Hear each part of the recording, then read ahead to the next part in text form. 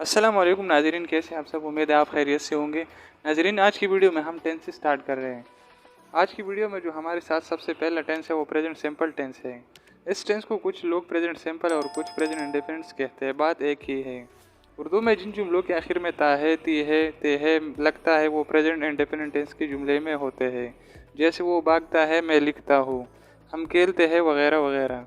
जब हम general facts, habits और टाइम टेबल की बात करते हैं तो ये प्रेजेंट इंडेफिनिट टेंस में आते हैं। अंग्रेजी में ऐसे जुमलों में थर्ड पर्सन सिंगुलर यानी ही, शी, इट या कोई सिंगुलर नाम हो तो वर्ब की बेस फॉर्म के साथ एस या एस का इजाफा किया जाता है।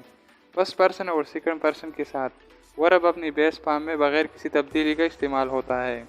सेकंड पर्सन, फर्स्ट पर्सन और थर्ड पर्सन और प्लूरल के बारे में हम वर्ब सेक्शन में तफसील से बयान कर चुके हैं। नेगेटिव जुमले बनाने के लिए सब्जेक्ट और वर्ब के दरमियान थर्ड पर्सन सिंगुलर की सूरत में डज नॉट और बाकी तमाम डू नॉट का इजाफा किया जाता है।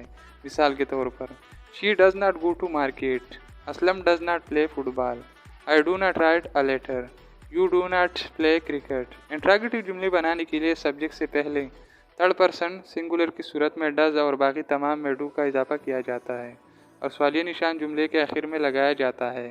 मिसाल के तौर पर, does she go to market, does Aslam play football, do I write a letter, do you play cricket.